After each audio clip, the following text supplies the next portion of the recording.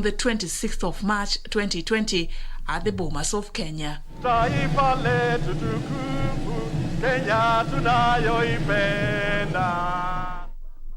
And on the 25th of November 2020, the BBI Signature Collection Drive was officially launched at the Kenyatta International Convention Center, targeting 1 million signatures as required by the Constitution to amend the Constitution under a popular initiative. Among its key proposals were the changes in the structure of the executive and legislature, with the creation of a premier and 2 deputies from a majority party in parliament, allowing cabinet secretaries and their deputies to be appointed from among legislators, creating 70 new electoral constituencies, an affirmative action formula seeking to solve the 2/3 gender rule quagmire, and creating an independent judiciary ombudsman. On the 22nd of February 2021, the Independent Electoral and Boundaries Commission announced that it had verified a total of 3.18 million signatures supporting the BBI bill out of the 4.3 million total signatures collected. This gave the green light for IEBC to submit to the 47 county assemblies the BBI draft bill for approval. The BBI required the approval of at least 24 counties before Kenyans could take a vote to approve or reject it in a referendum. On the 6th of May 2021, the bill sailed through the National Assembly after 235 out of the 320 members who participated in the voting exercise on the second reading of the bill supported it, against 83 who rejected it. On the 12th of May 2020, Senate also overwhelmingly passed the Constitution of Kenya Amendment Bill of 2020 after 51 senators voted in support of the bill, 12 voted against it.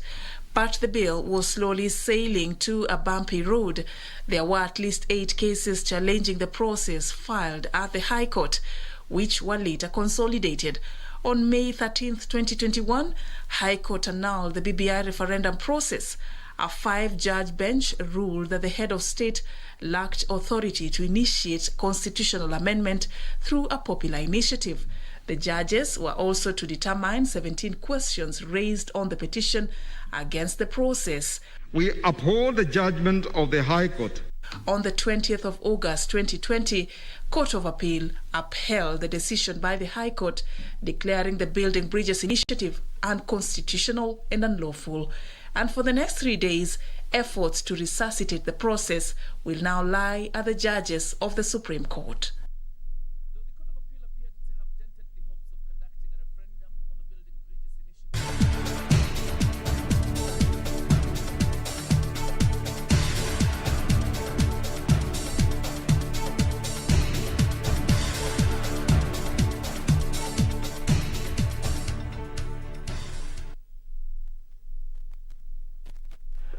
So, breaking the protocol, it's me again.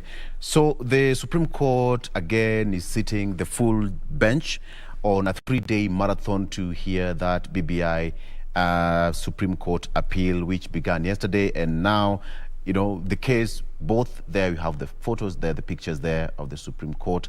Both the High Court and the Court of Appeal shot down the push to amend the Constitution, that's Amendment Bill of 2021, which they termed null and void. And that is where, in his appeal, the Attorney General, that is Paul Kihara, challenged some key findings in that case of the lower courts that overturned the bid actually to amend the Constitution. So the full bench of the Supreme Court judges, those are the live pictures from the Supreme Court in the ceremonial attire there. They started to put the house in order sometimes back, and now the hearing continues. Everything is set. If you can see that on your screen, we'll be giving you that's live proceeding beginning anytime from now. And the parties actually set out their own businesses, their own issues, which key among them, they were asking the court to determine, and the Supreme Court, actually judges decided that they were trying to come up with 7 issues on which they were going to allow the parties to submit their submissions in support of the bill or against the said case at the Supreme Court. So, key among the issues that the judges will be determining is the basic structure principle, which was also doctrine, and whether it's applicable in Kenya. So there we have it at the Supreme Court. That is Chief Justice Martha Koome. I will leave you in the safe hands of the learned judges there so that you can also follow that proceeding live from the Supreme Court. Once again, my name is Victor Law. Enjoy the rest of your viewing. Straight to the Supreme Court of Kenya. May it please my lords, can I be around to address your lordships? Yes, when I'm sitting? That is allowed. Thank you. Yes.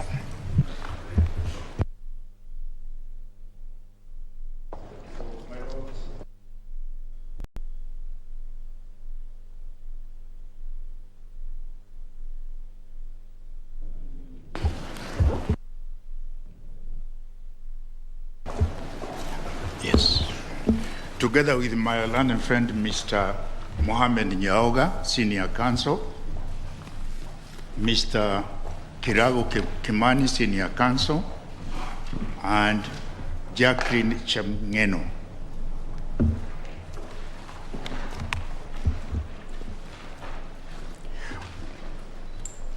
On behalf of the 20th respondent, my lords, we have filed 3 important documents. The first document is the respondent submissions dated and filed on the 22nd of December 2021. The second document is the case digest dated and filed on the 22nd of December 2021.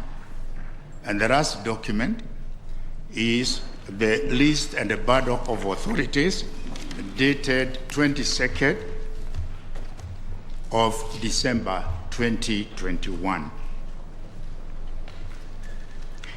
From the outset, we wish to confirm that the 20th respondent supports the appeal by the Honorable Attorney General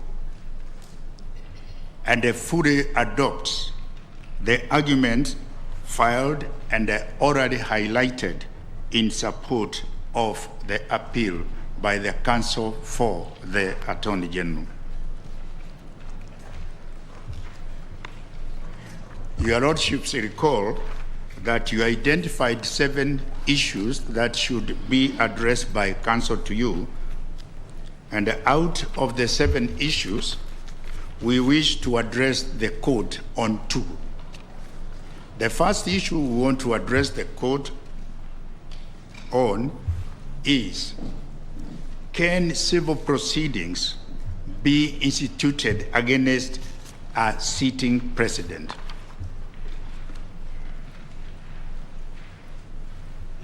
The second issue, my lords, that you'd like to address is, can the president initiate changes to the Constitution by popular initiative? My lords, I will address you on the first issue, and my learned friend, Mr. Kirago Kimani, will address you on the second issue. As we open our case, we make this bold proposition, my lords, that the Court of Appeal erred greatly in finding that the president can be sued in his personal capacity during his term of office for anything done or not done while he executes the duty of the president. We break that argument, my lords, into 3 aspects. And the first one is, what is the context in which this finding was made? We refer your lordships to paragraphs 7 and 10 of our written submissions, where we cover the background. And it is very important to note, my lords, that the Court of Appeal came to this conclusion despite the fact that the president had been sued not in respect of a private or personal matter, but in respect of matters that he handled, and clearly was stated in the Kenya Gazette and the other government documents that he did this in his capacity as president, head of state, and a commander of the defense forces of the Republic.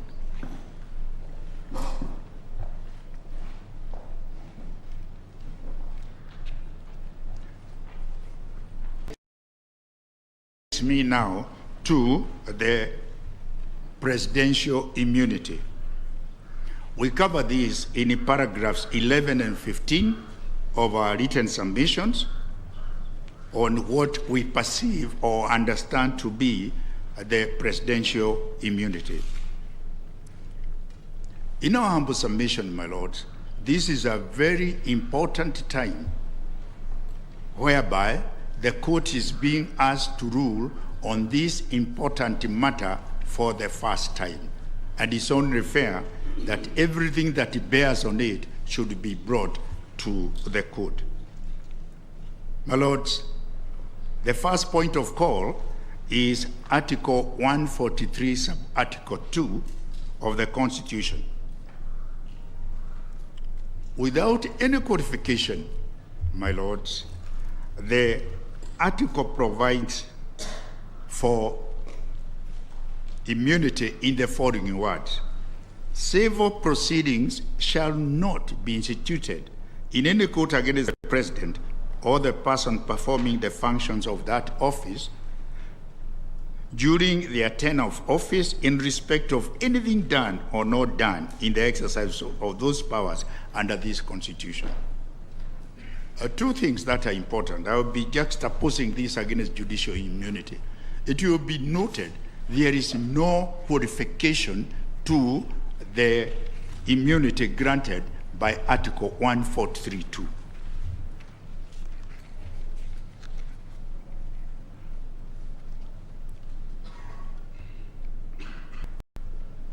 Indeed, our submission, my lords, is this.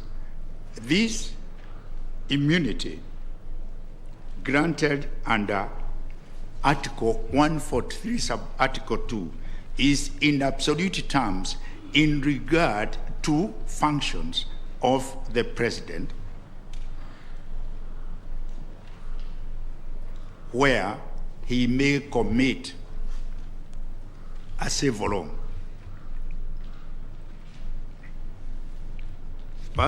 Before we go further, I'd like to pose the question, my lords, what is the rationale for presidential immunity? Presidential immunity is not unique to Kenya.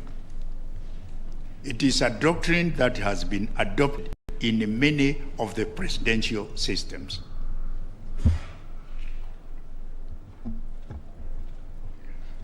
And out of the many reasons given for justification of this immunity, allow me to refer to three in a very brief manner. The first one, my lords, and this is very important, it serves to avoid destruction of the president in order to ensure effective governance of the country. No one would deny that the office of a head of state is an exacting office. And if it were that it was allowed for every Tom, Dick, and Harry to file suits against the president, it would distract him from performing the more important duties for running the state.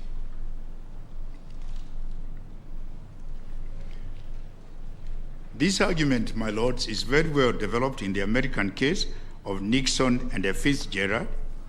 It is found on volume 9 of our,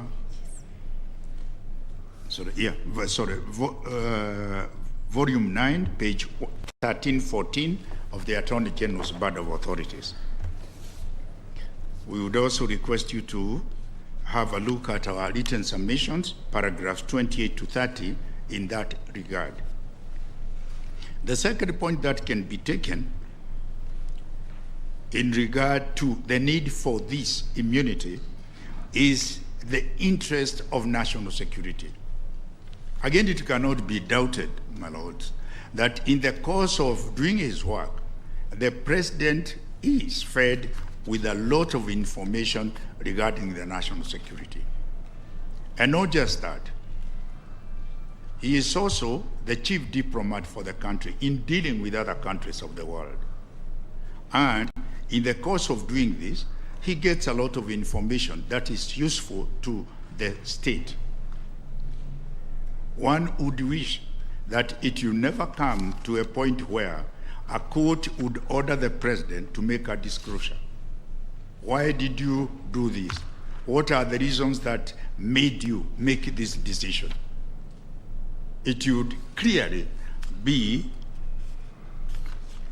not in the interest of the state, for the reason that it can injure the interests of the state in a very big way. So one of the justifications for presidential immunity is the preservation of national security. A third one I would like to mention, my lords, is the need to protect the dignity of the office of the president. It cannot again be doubted, but there are three main organs of state under our constitutional setup. And that those institutions require to act in a dignified manner so that the public can have confidence in them. One would not want at any one time to see a president being ordered to come to court and to account for his actions. To come to court at the pain of being put to jail if he doesn't. It would, in our view, be very bad for the three arms of state that are supposed to work together. It would create serious tensions that would not be good for the country.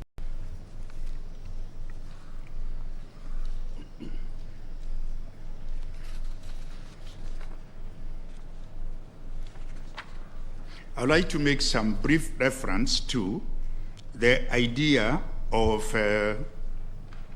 juxtaposing presidential immunity and judicial immunity. Your lordships have been referred to this case time and again, Bellevue Development Company Limited, against Judges Francis Gekonyo and 7 others. I had the fortune to be involved in the prosecution of this case from the High Court to the Supreme Court.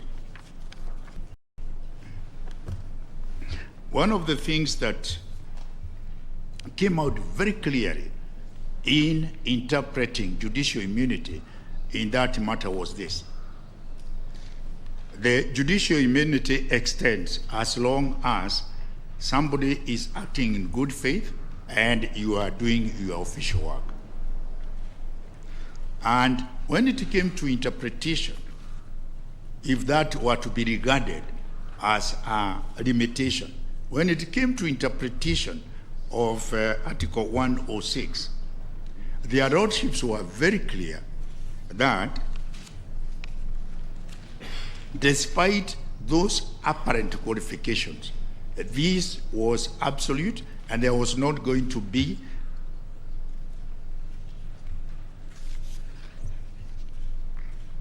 some kind of an interpretation that allows suits to be filed against judges and then the issue of whether he or she was acting in good faith should come to be considered.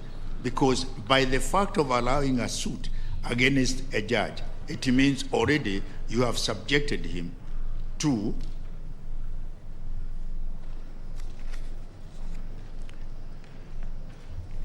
trouble for coming to a particular decision.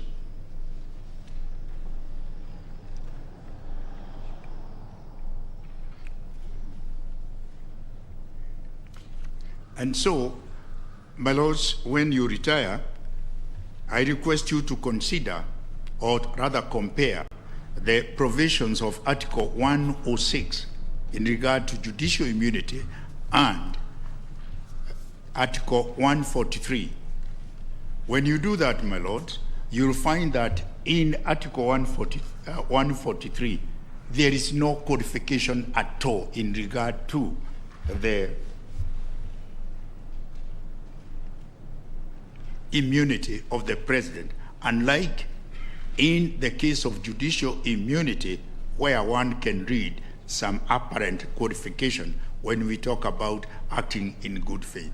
So my view and our submission is this, that indeed the court was wrong to put a codification on the words of Article 143, which is totally unwarranted, because this immunity, in our humble submission, is a functional necessity.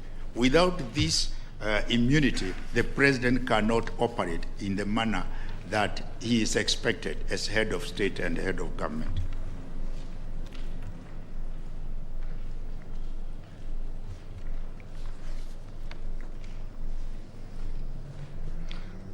And in our humble submission, as long as he is acting in his capacity as president, he cannot be sued during the time that he is president.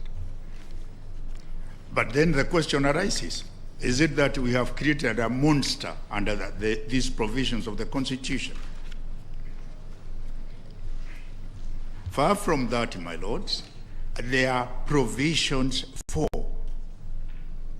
questioning the decisions of the president that affect a particular citizen of our republic. I would like to refer to one or two matters here. The first one, my lords, is this.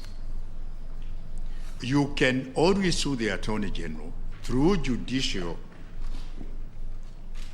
review procedure for actions done by the president in the name of the government. So it does not mean that a citizen who has a complaint, a grievance against the president cannot have his grievance attended to the present law. Number two, even if you cannot file a suit against the president during the time that he is the president, there is clear provision in Article 143 that your course of action is sustained and you can file that course of action against the president when he retires.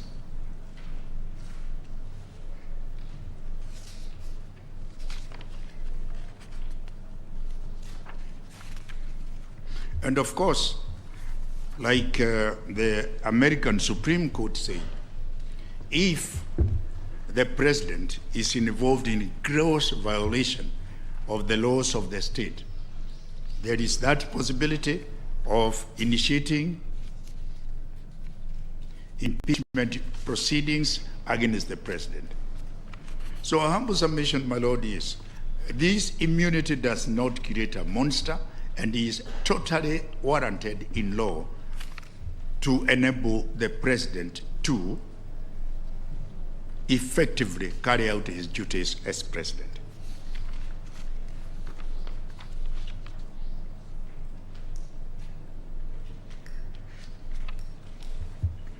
And again, my lords, there is a further exception. If the president commits crimes against international treaties or what is deemed to be a crime under the international treaties, there is no immunity he can be dealt with under the international law.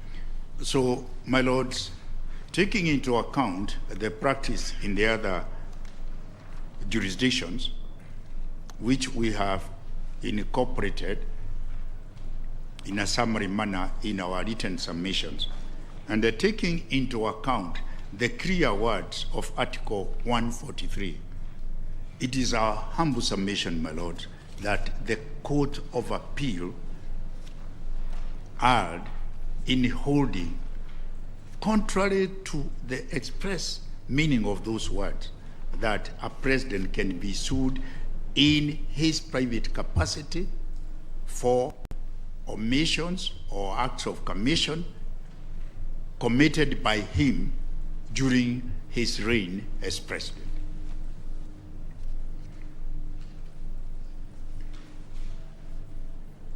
I want to finish.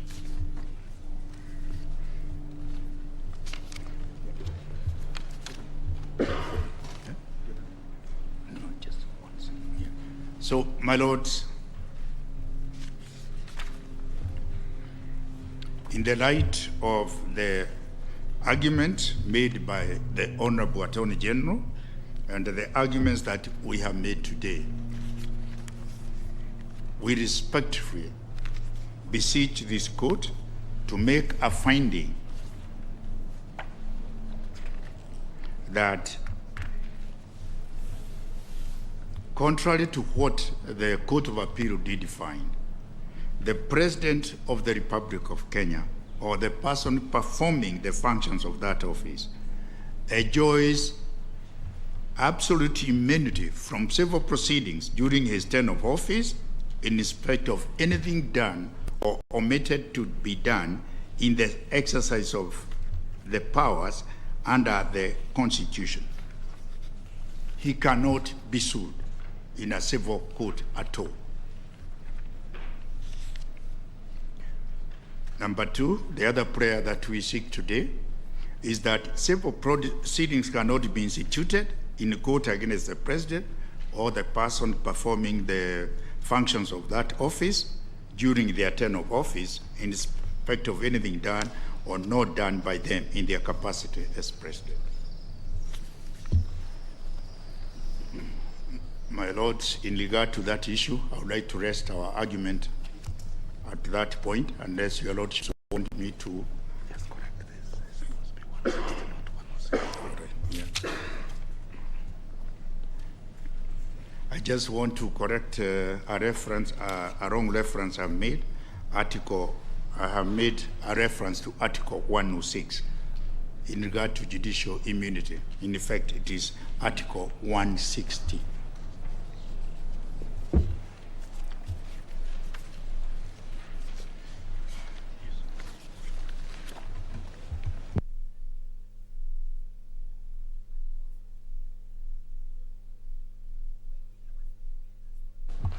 May it please the court, I will deal with issue number 2 on behalf of the 20th respondent. And in doing that, my task is to try and persuade you today that the Court of Appeal came to the wrong conclusion in determining that the president cannot institute or commence the process of amending the Constitution through a popular initiative. I'm indebted to my learned friends who've spent time on this, Mr. Karori Kamau, Mr. Wambulo, Mr. Kuyoni, Mr. Eric Gumbo, and others. I will try in getting you to the destination of overturning the Court of Appeal, not to touch on anything they've touched on. I have 3 planks on which I build the arguments of the 20th respondent. The first one is that this court settled the position in the Interim Independent Electoral and Boundaries Commission, that's in the year 211 EKLR, that the provisions of the Constitution should be read as an integrated whole, each sustaining the other. And I will be arguing that the conclusion of the Court of Appeal does injustice to this, does violence to this conclusion that the court came to. The second one is that I'll be looking at the twin functions of appellate counsel and the appellate court. Let me start with the function of the appellate court, which is simply to review the procedures and decision of the courts below in this case, to make sure that the proceedings were fair and that the law was applied correctly. And there's two things that we're dealing with here. Were the proceedings fair, and was the law applied correctly? With regard to the 20th respondent, I think the determination of the Court of Appeal that the 20th respondent had not been served and the proceedings against him were therefore unfair. I think going further to determine that he was not, or he is not able to initiate a popular initiative is wrong. But more importantly, the conclusion of law is wrong. With regard to appellate counsel, one of the most important functions of appellate counsel is to work with the appellate courts to settle the law. In this case, therefore, the relevance of this is that when Professor Githu Muigai tells you that the Court of Appeal was wrong in determining that absent all the commissioners or absent a minimum of 5 commissioners, the IEBC could not conduct or could not run with the process of verifying the signatures or indeed conduct a referendum. What he is, in other words, saying is that the conclusion is on the basis that the commission is synonymous with the commissioners, which is wrong. The importance of this point is that other commissions have found themselves hamstrung when they have no commissioners. Unfortunately, the Ethics and Anti-Corruption Commission, which has suffered the brunt of this, has not had occasion to argue this before you. So the invitation here on behalf of appellate counsel is to settle this so that we minimize the arguments in the lower courts. But let me jump straight into the 3 arguments that I want to make to demonstrate that the Court of Appeal was wrong. I'd ask you to look at the structure of the Constitution. Just look at the first 4 chapters. It's not by accident that they are in the order they are in. And just very, very quickly, you have the sovereignty of the people and supremacy of the Constitution. Chapter 1, you have Chapter 2 is a republic, Chapter 3 is citizenship, Chapter 4 is a Bill of Rights. I'm not suggesting that there is a hierarchy. I'm simply saying that it is not by accident that you have them in that order. And by Article 1, Subarticle 2, the people may exercise their sovereign power either directly or through their democratically elected representatives. Now, the fallacy of the conclusion of the Court of Appeal, and I say this with tremendous respect to the court, is that what they have determined in saying the president cannot initiate an amendment to the Constitution through the popular initiative is that the people can delegate sovereign powers to those they elect, including the president. But the ones they donate the power to have no business initiating changes through a popular initiative. These are inconsistent in my humble view. You can't say the people can donate the sovereign power, but those they donate to cannot run with it the whole way. In other words, they can only do certain things. If it was intended by the people to have certain qualifications, this would have been built into the Constitution. The second point I want to make is I would like to invite you, when you retire, to look at Article 19. Now, the conclusion of the Court of Appeal that the president cannot commence the changes to a constitution through a political initiative cannot be reached without amending this constitution. And why do I say that? Let's start with Article 19, Subarticle 1. The Bill of Rights is an integral part of Kenya's democratic state and is a framework for social, economic, and cultural policies. Subarticle 2, the purpose of recognizing and protecting human rights and fundamental freedoms is to preserve the dignity of individuals. You cannot reach the conclusion the Court of Appeal reached without adding these words here after the dignity of individuals, excluding the head of state, the deputy president, governors, and other elected people. That is what they say, in effect. Let's look at Subarticle 3, and I will not dwell on this because Mr. Karori Kamau spent some time on these.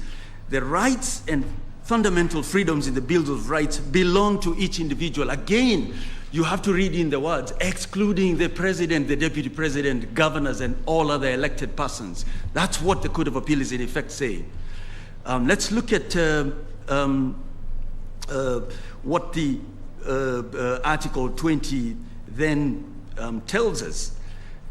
Subarticle 2, every person shall enjoy the rights and fundamental freedoms in the Bill of Rights to the greatest extent. Again, the conclusion of the Court of Appeal could only be reached by inserting words after every person, excluding the president, the deputy president, elected leaders. But there's another point to be made here.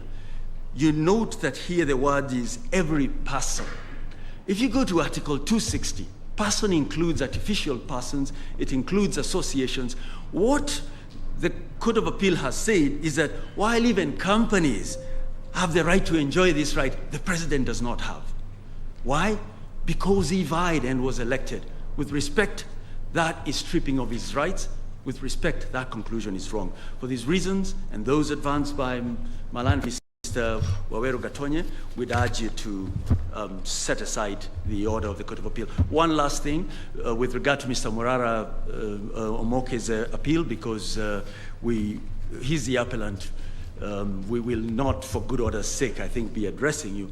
It's that he did not challenge the conclusion of the Court of Appeal that no service was effected on the president, the 20th respondent, and therefore the proceedings against him were set aside in their entirety. Without having challenged that conclusion, my learned friend of the appellant cannot ask for costs. Costs follow the event. The only person who can ask for costs is the 20th respondent because he was not served. Those are my submissions. I'm much obliged.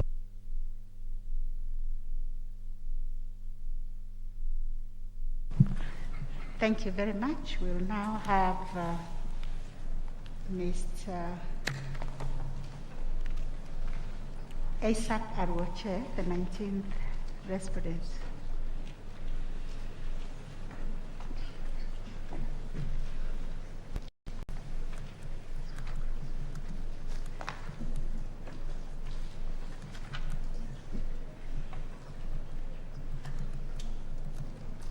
Good morning, Your Lordships. Good morning. First clarification, I seem to have been allotted 30 minutes, yet your directions are suggested that I have 1 hour. Can that be clarified before I proceed? Clarification, you are responding. Your directions initially was that I had 45 minutes, and yesterday you made the directions that everybody has an additional 15 minutes, and therefore I should be having 1 hour as opposed to 30 minutes. 1 hour. Okay. Yes, that's correct. Thank you. So hopefully the timer controller will adjust that to help to guide us.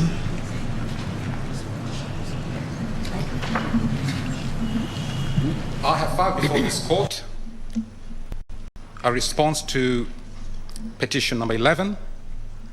It was filed on the 14th of October. I've also filed a response to the petition of appeal in number 12, dated 11th of October, filed on the 14th. And I've also have my submissions that are filed on the 9th of December. I have not filed any digest, list of authorities and the like, and there is a reason for that. And it has to do with the role of the court. This court is not bound by the decisions of any court anywhere in this world, not even by your own decisions. I have learned this the hard way on at least 2 visits before this court. The first time was, I think, in the year 2013, whereby I relied on your advisory on the gender representation issue. And as part of that advisory, you were touching on the matter of when can a matter involving presidential elections and nominations be brought before this court. And in that advisory, you suggested that one does not have to wait until the declaration of a presidential election result before bringing the matter before you. But as long as we're in a presidential election season, if there are issues that have arisen, one can bring such a matter before you. And at the time, there was such a matter matter which I brought before this court concerning the nomination of 4 presidential elections at the time: Uhuru Kenyatta, Raila Odinga, Musalia Mudavadi, and Peter Kenneth, whereby I'd raised the issue that the nominations were null and void, yet the IEBC had accepted those nominations on the grounds that there were still public officers who were not exempted by Article 137, and therefore IEBC should never have accepted the nominations. They were not members of Parliament. Parliament had been prorogued at that particular point in time, about 2 weeks before the nominations, yet IEBC cleared them, and when I brought the matter before this court, the court refused to follow what it had advised in its advisory. It simply said it had no jurisdiction. My opposite number on the side was learned counsel Paul Nyamodi, and Paul Nyamodi simply reminded the court, follow the text of the Constitution. Your jurisdiction kicks in only after a declaration of a presidential election result, and not as you are suggesting in your advisory. And so you threw out your advisory and simply resorted to the to the text of the Constitution. That was the first time. Second time was about 2.5 months ago, when I brought the issue of the recusal of 3 judges before this court, and I'd relied on the interpretation of Article 50 by Lady Justice Njoki Ndung'u. But when the matter came before you, again, you threw that particular interpretation aside, and you relied on the express text of Article 50, and you said this applies only to criminal matters, it doesn't apply to non-criminal matters. In other words, you are not bound by the decisions of any court, your own decisions included. And therefore, I thought, well, I could do what everybody else is doing, give you a whole list of authorities from world-leading scholars and the like, but at the end of the day, it doesn't bind you. It can act as some measure to persuade you, but really doesn't bind you. So what I've decided to do this time around is to limit myself to only that which binds you. The Constitution. Articles 1, 2, 3 basically talk about the binding effect, the supremacy of this Constitution. They're binding on everybody. And since that is all that binds you and any other law under the Constitution, that is all I'm going to stick to in my submissions today. Such that whatever I speak should be what is binding to you, and anything else not binding to you is entirely at your discretion. You can accept it or reject it, depending on your view at the time. The first issue I deal with, as you laid out, concerns the basic structure doctrine. I'm basically saying this doctrine does not apply to Kenya. My reason for saying so is different from the reasons that have been advanced before this court. I'm appealing and relying on Article 2.1, which talks of the supremacy of this Constitution and the fact that it is binding on everybody. All state organs, everybody, every person is bound by this Constitution. We have no higher law than this Constitution. Therefore, we have to abide by this Constitution. When you study the basic structure doctrine, you find that the doctrine, and here I think we need a clarification, there is a distinction between the basic structure doctrine and the basic structure in the Constitution. Our Constitution has structures, a basic structure, but the doctrine is something different from the structure. The doctrine basically posits that if you are attempting to amend this Constitution and you touch upon its basic structure, then, as was very clearly laid out by the High Court, you have to follow 4 sequential steps. If you don't follow those 4 sequential steps, irrespective of the amendment provisions in the Constitution, whatever purported amendment you're trying to convey and get across is not valid. This is in conflict with the supremacy of this Constitution of ours. Is our Constitution supreme, or does it have a higher law called the basic structure doctrine sitting atop our Constitution? If our Constitution is supreme, we cannot have another law, it doesn't matter what name you call it, sitting atop our Constitution and using that higher law to construe our Constitution and using that higher law to even nullify the amendment provisions of our Constitution.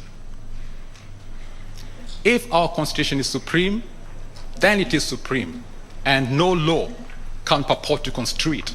No law can purport to nullify its provisions.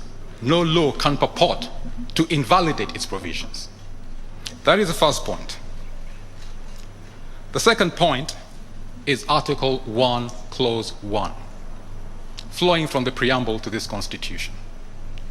We, the people, gave ourselves, after fully participating in the making of this Constitution, we adopted and enacted and gave ourselves this Constitution, and even to subsequent generations.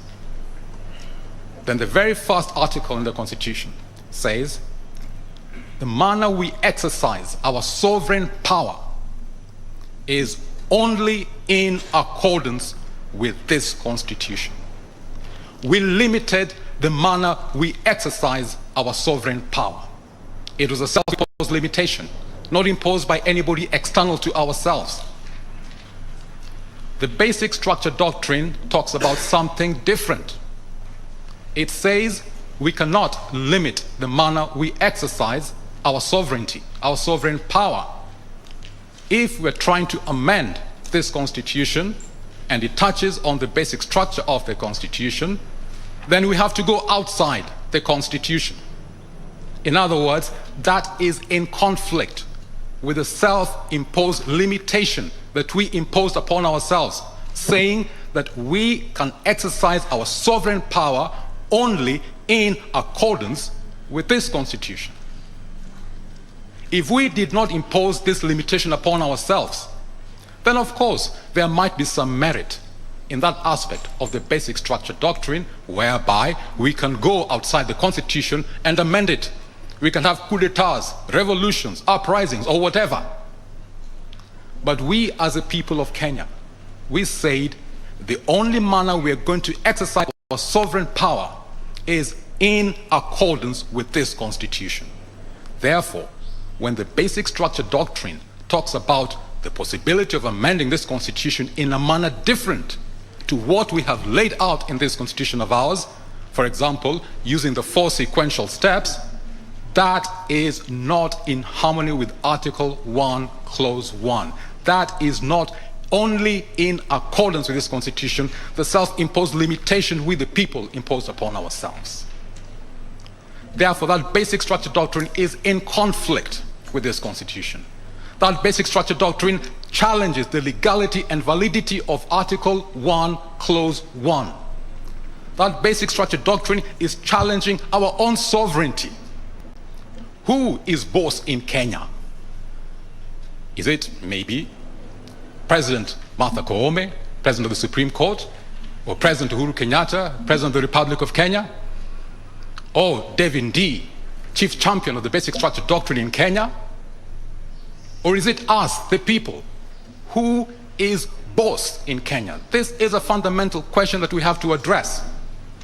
This doctrine challenges the legality and validity of provisions of this Constitution, including the very first article and first clause. It challenges the amendment provisions of Chapter 16, Articles 255, 256, and 257. If we were to apply Article 2, Clause 4, we would invalidate the basic structure doctrine on account of its inconsistency. It's a null, void, and invalid doctrine as applied to Kenya on account of its inconsistency with our Constitution, which we gave ourselves. We have a clause, Article 2, Clause 3, that deals directly with the jurisdiction of the courts and other state organs with respect to entertaining any challenge to the legality or validity of this Constitution, either by any court or state organ or before any court or state organ. Now, I know this matter wasn't initiated by the courts. It was initiated by Petition E-282 of 2020 in the High Court. It was a matter that was placed before this court. But it is a challenge to the legality and validity of this Constitution, and therefore under Article 2, Clause 3, this court, the Supreme Court, the Court of Appeal, the High Court, any court in Kenya, and any state organ in Kenya has no power, no jurisdiction to entertain it within its particular forum. In other words, since you have no power, no jurisdiction to entertain a challenge to the legality and validity of this Constitution, the orders of the High Court, as affirmed by the orders of the Supreme Court, must be vacated. They're null and void. They don't apply. You have no power to approve or say it's valid in Kenya. None. No power. And since you have no power to do that, the logical thing to do is simply to vacate those orders. We go back to default mode before this matter was placed before this forum of the courts. So that is a fundamental and critical matter, and that is the reason why I have not bothered addressing a lot of the very erudite articles, very erudite submissions by highly learned and reputable scholars who are friends of the court, whether in the High Court, Court of Appeal, and even in the Supreme Court. We simply don't have the power to entertain this doctrine in this court, in this country. Maybe in a different country, fine. Maybe if we did not have the self-imposed limitation in Article 1, Clause 1, fine. But unless and until we change Article 1, Clause 1, whereby we permit ourselves to exercise our sovereignty in a manner not in accordance with this Constitution, until that day, we cannot entertain this doctrine in Kenya. Now, some might say, now, when if you're speaking this way, you probably brought reggae back into business. Reggae was a tough time. Now you're bringing it back. Somebody will say, now you're actually pleasing President Uhuru Kenyatta because he has been saying in all of any function he has, this thing is coming back. This thing is coming back. I am not necessarily saying so. What I am saying is that the basic structure doctrine is a legal device that has been used by the courts in an effort to promote democracy. That is a paraphrase from the submissions of my learned friend, President Nelson Harvey, on behalf of Devin D and his team. If you look at the words in the judgment of Patrick Kiage, Justice in the Court of Appeal, he said he was using the basic structure doctrine as a defense mechanism for the Constitution. He cannot stomach anybody trying to rubbish and dismember this Constitution, and therefore he's using the basic structure doctrine as a defense shield or a mechanism to defend this Constitution. But then Article 1, Clause 1 says very clearly, our sovereignty is to be exercised only in accordance with this Constitution. We delegated our judicial authority to you, the judges, which means your authority as judges is limited to our sovereign authority. And since we have limited the manner we exercise our sovereignty to only in accordance with this Constitution, you cannot go beyond that. You cannot use extra constitutional measures, even in an effort to defend this Constitution of ours. You are confined only to using legally and constitutionally permitted defense mechanisms and not go beyond what is permitted. If I'm to use a football analogy, you have attackers and you have defenders. If you're trying to defend your team from having a goal scored against it, you can defend by a fair tackle, tackling the ball. Or you can defend by an unfair, illegal tackle, tackling the player. If you tackle a player, you'll be penalized for committing a foul. That is against the rules of football. That is basically what I'm saying over here. The basic structure doctrine in Kenya is not allowed by our Constitution. Yes, it can be used as a defense mechanism elsewhere in the world, but it is not permitted by our rules. Therefore, it is not open to us to use it in the defense of the Constitution. We have to use other different mechanisms that are allowed in our Constitution in defending our Constitution. I think by that particular point, I'll leave the matter there. I'm not going to delve into any other detail because we don't have the authority to deal with it. It's simply for vacation. Now, what about defending the Constitution otherwise? We have other mechanisms. For example, Article 2, Clause 2.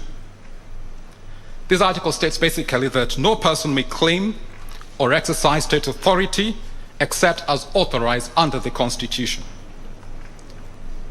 You have a lot of arguments being submitted by here the president has authority to initiate the constitutional change process and all that. As an individual, no problem. He has his political rights. After all, he stood in the last general elections as a president defending his presidency or seeking another term in his presidency. He was exercising his political rights. He is not denied his political rights simply because he's president of the Republic of Kenya. And therefore, I will not attempt to deny him his political rights in other spheres outside elections. Since it is open to any citizen to initiate, as a citizen, a proposal by way of a popular initiative to amend the Constitution, he can, as a citizen. What Article 2, Clause 2 prohibits is any person exercising state authority except as authorized under the Constitution. The Constitution has nowhere authorized a president to initiate and use state authority in initiating a constitutional change process. We had the BBI. We've just been referred to Kenya Gazette notices signed by the President of the Republic of Kenya and Chief of the Kenya Defense Forces. He was exercising state authority, doing what the functions of his office does not permit him to do. He was violating Article 2, Clause 2. This is the one article the AG and others of the similar persuasion have shied away from. They should quote Article 2, Clause 2. Any public servant, any state officer, as an individual, can initiate any amendment to the Constitution, no problem. But just don't exercise state authority in the process of so doing. Don't use public funds in so doing. Don't use public facilities in so doing. When the president seeks re-election as president, if he's doing it properly, he doesn't use state funds. He uses his own money or his political party's money and things like that. He doesn't go to the National Treasury, come on, give me this budget to mount my re-election. No. He fights for that as an individual. Likewise in this particular case. So Article 2, Clause 2 prohibits the usage of state machinery in purporting to change the Constitution. So any state officer, any public officer wants to change it, go ahead as an individual, just like the rest of us, but just don't use state resources or state machinery in so doing.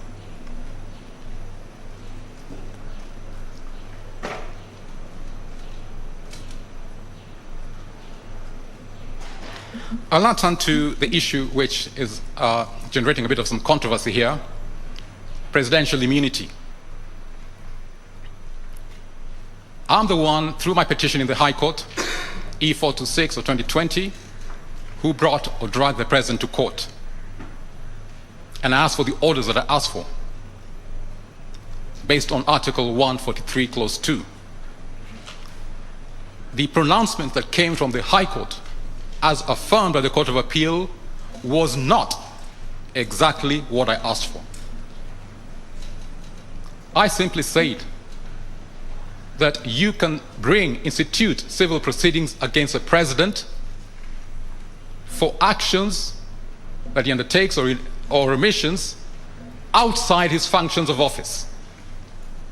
In other words, Article 143, Clause 2 protects him, gives him immunity when he's performing the functions of office as president. So I asked for clarification. You can bring a suit against a president if it touches on a matter outside the functions of presidential office. And I basically said, when he was busy setting out Kenya Gazette notices, establishing the BBI steering committee, he was acting outside the functions of office, because there is nowhere where the Constitution authorizes him to engage himself in constitutional change matters outside Article 256. Yet here he was establishing a public body to consider the change of the Constitution. Because he had acted outside the functions of his office, Article 143, Clause 2 did not prohibit us from instituting an action against him. And that is basically what I had asked for. But what the High Court came up with was that you can sue him for any conduct, his actions or omissions, that are contrary to the Constitution. The pronouncement of the court was wider than what I had asked for. I had confined myself to conduct outside his functions of office. But if you apply what the High Court said, you can sue him for anything that he does that is unconstitutional. Unconstitutional includes both functions within his office and functions outside his office. And that is a bit that I disagree with. And I'm saying that particular order was wider than my prayer. I'm urging this court to revert to my prayer and not go beyond my prayer to what the court, High Court and as affirmed by the Court of Appeal, went. I'll give an example. If I use the pronouncement of the High Court and the Court of Appeal as law, and if I am Justice Joel Ngugi or Justice George Odunga, who are involved with this matter at the High Court, because they ruled in the manner that they did, and the president doesn't like them because they scuppered reggae or they messed up BBI, his pet project, when other judges were being promoted to the Court of Appeal, they were left out.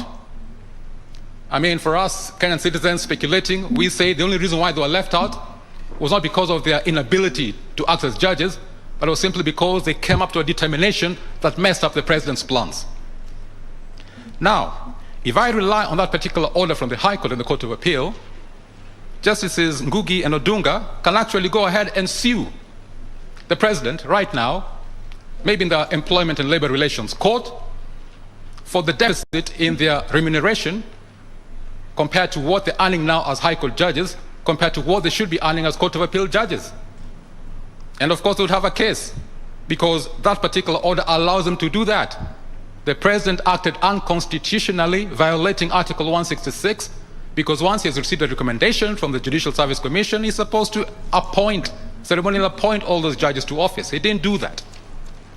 But I'm saying, no, Justices Ngugi and Odunga cannot sue the president, even in such circumstances, because appointment of judges is a function of presidential office. And Article 143, Clause 2 prohibits, gives him immunity from being sued when he's performing a function of presidential office. Yes, he conducted himself unconstitutionally. Nevertheless, he has that defense in Article 143, Clause 2, and therefore the two justices have to wait until he's no longer in office. And that is where Article 143, Clause 3 comes in, limitation of time.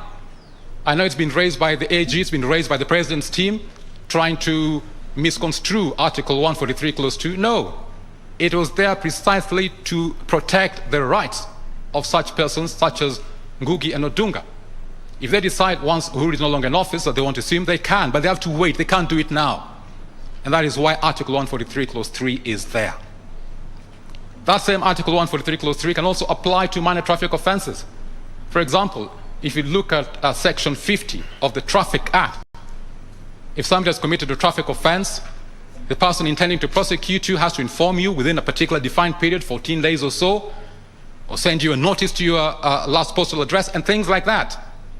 Now, we know every once in a while we see President Uhuru driving vehicles and everything else. He could commit a minor traffic offense just like anybody else.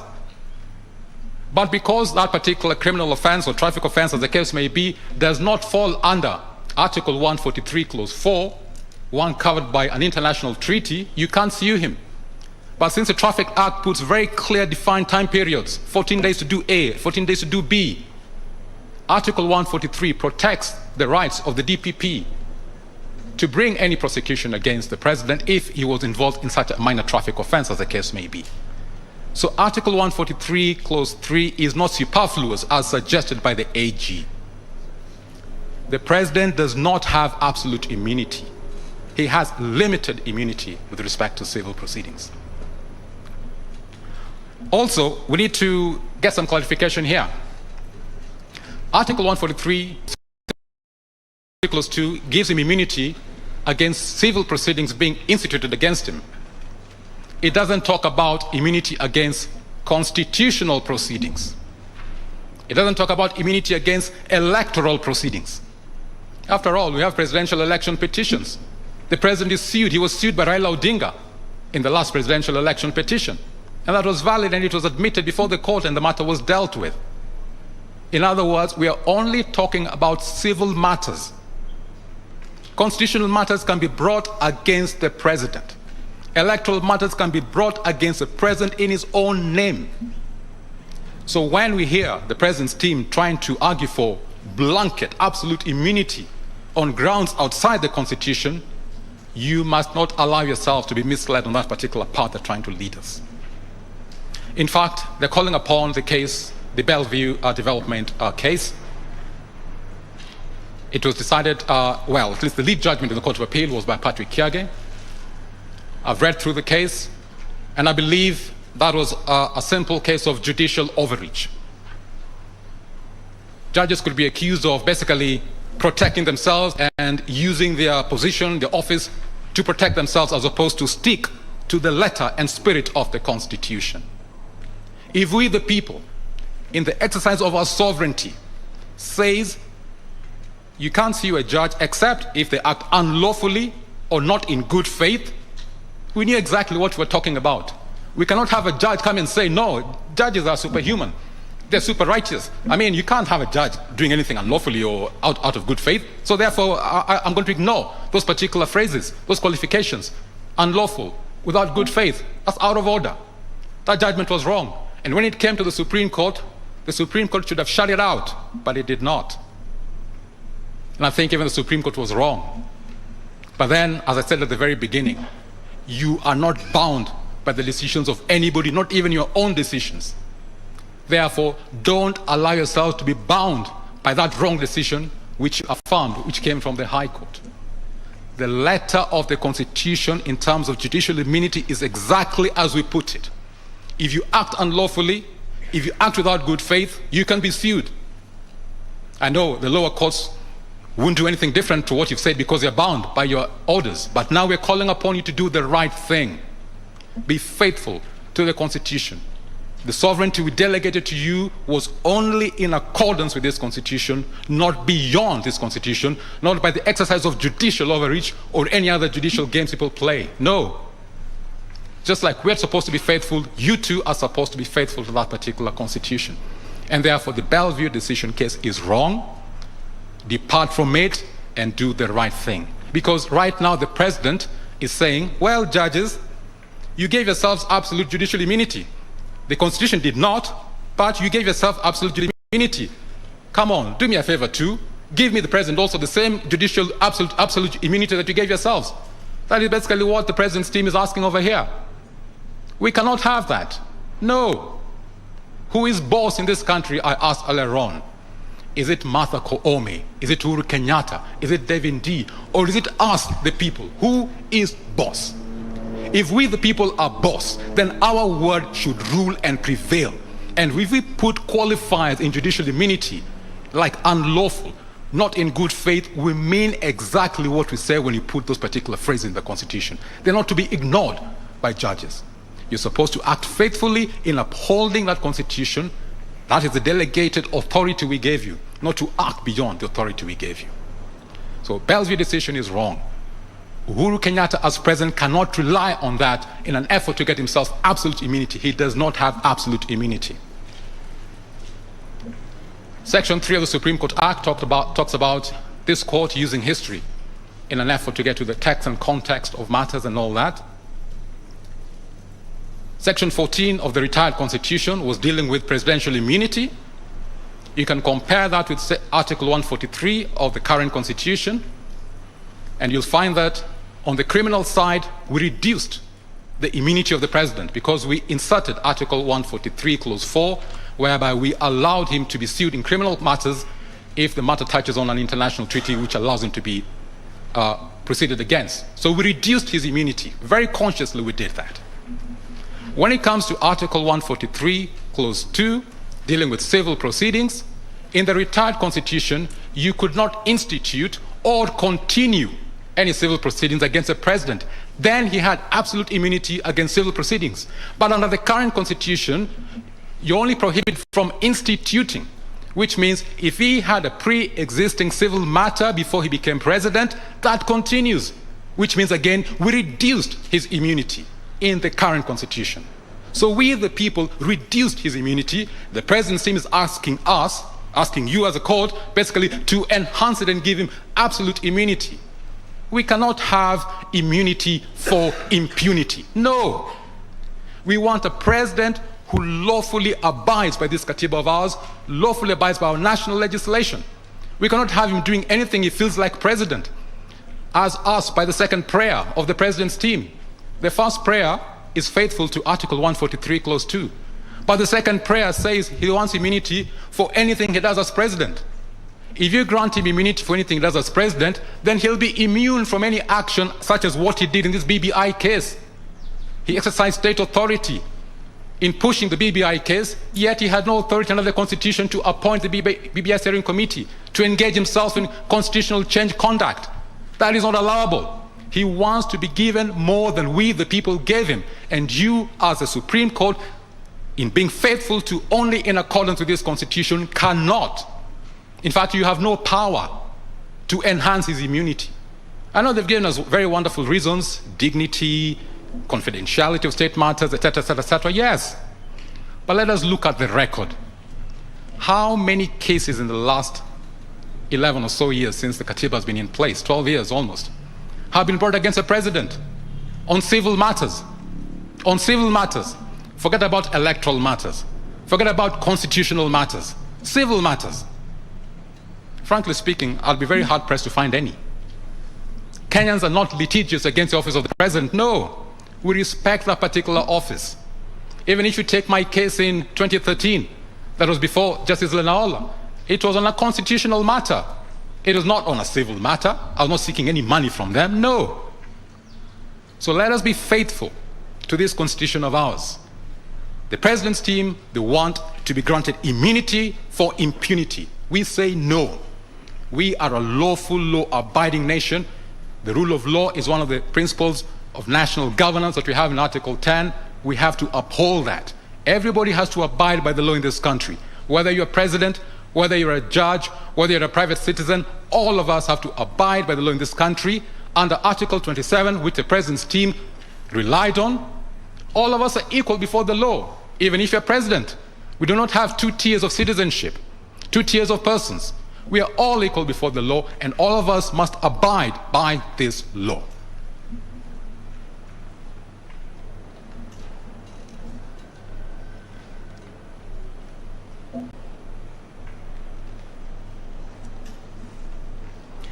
I will now touch on very briefly on the IEBC petition of appeal, essentially on the issue of the lower courts relying on a repealed law to come up with a determination that it didn't have quorum. I agree with the submissions of the IEBC on that particular point. Lawmaking is a preserve of parliament. They make legislation. These were matters of legislation. When parliament repealed the provision of requiring a quorum to be 5 people, and then subsequently the court ruled as unconstitutional the replaced law, the previous law had already been repealed. It was no longer in existence. Unless Parliament revives it, it remains repealed. And on that basis, we cannot use a repealed law as a basis of declaring IEBC to have been without quorum. IEBC actually acted with quorum as per the Constitution. It had 3 commissioners. And on that particular score, I will not fault the IEBC. If I want to fault anybody, I will fault the people who are responsible for setting up the committee responsible for putting in place the commissioners to be replaced, which is a parliamentary function. And maybe the president who's supposed to write and inform the parliament. In other words, if any blame should go anywhere, it should go to the appointing authorities, not to the victim commission. IEBC was here just a victim of circumstance, not of its own making. And the ones who are supposed to have remedied the situation did not remedy the situation. They were not brought before this court on that particular issue, so I think we can just leave the matter to rest there.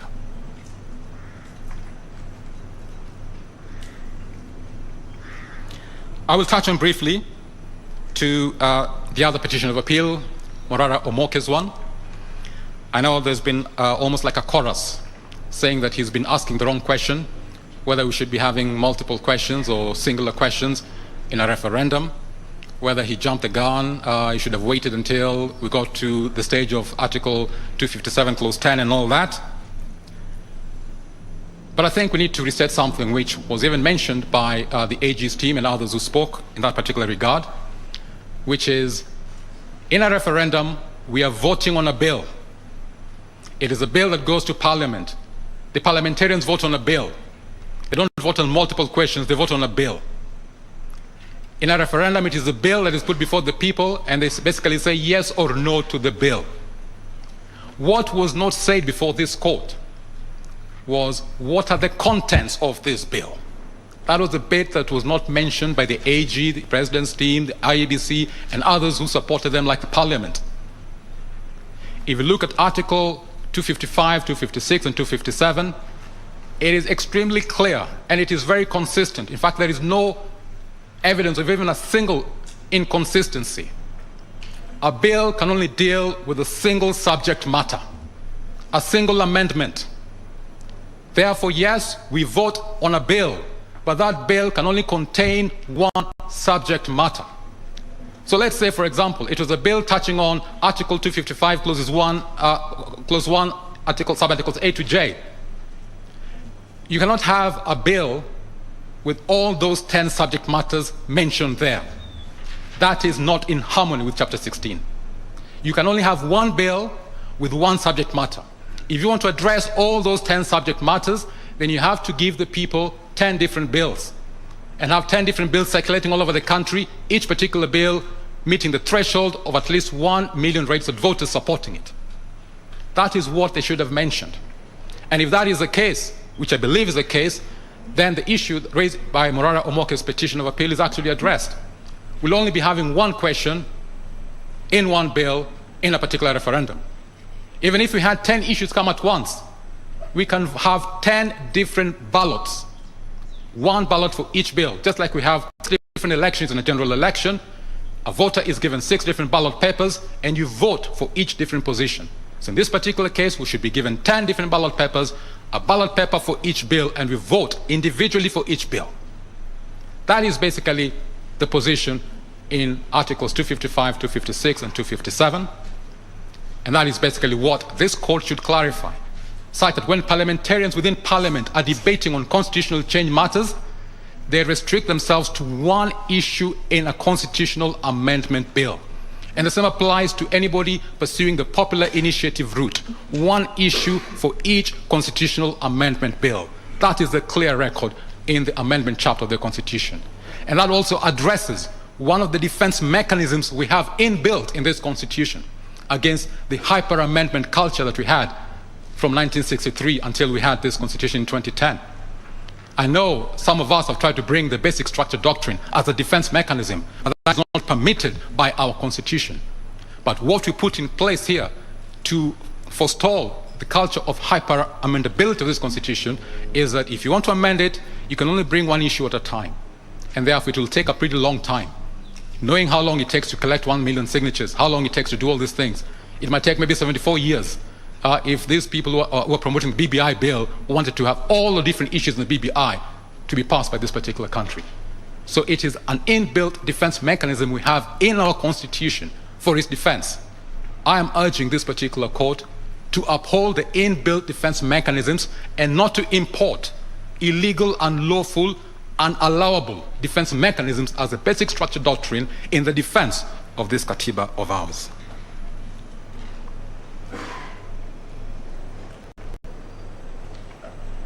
So basically, I'm going to wrap up, and whatever time that I don't use, I am going to very willingly and gladly donate all of that time to Morara Omoke, because other parties have donated the time to the AG and the IBC. I think let's give the other petition of appeal also some fair time.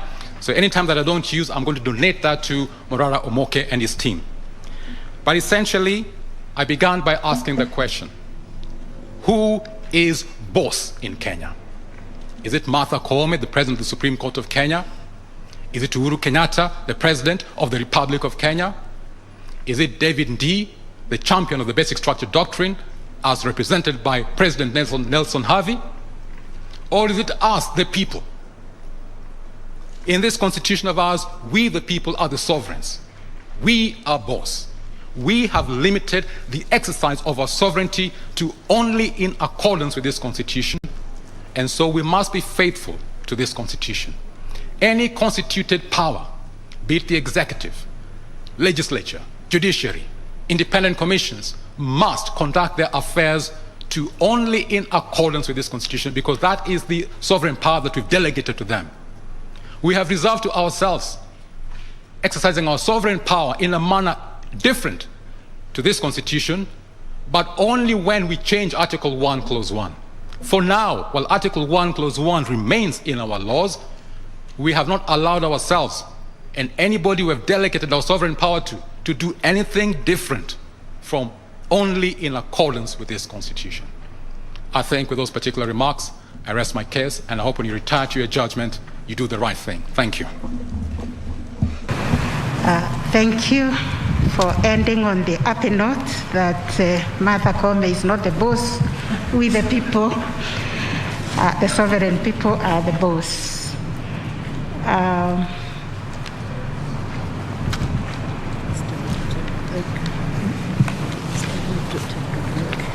Take a little break and we can ask questions.